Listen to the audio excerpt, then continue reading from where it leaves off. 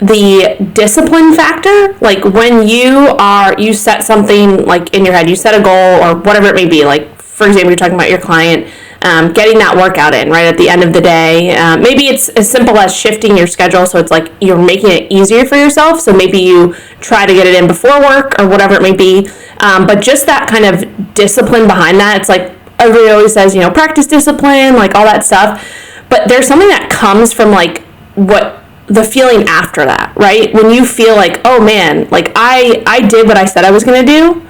And so the discipline that you practice then, like that feeling of accomplishment, that's the feeling that's like really good, because you're like, I did that shit. Like I said I was going to do it, and I did it, and I followed through with it. That makes you feel accomplished, and then that will have a domino effect into everything else you're doing, right? And so I think that's something that a lot of people, and I wrote an email last week when I was talking about, I said something about, well, I know what I said, but I was talking about being selfish, right? Like how it's okay to be selfish sometimes.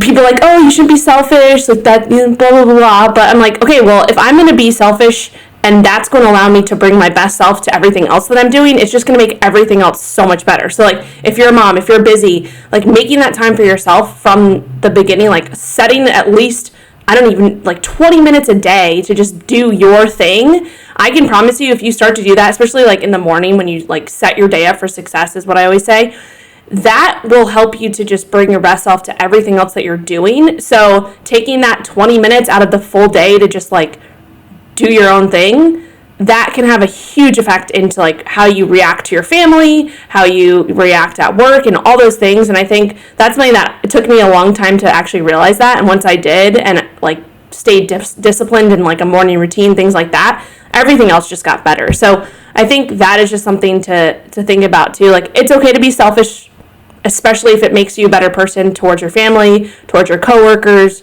your friends, whatever it is, right?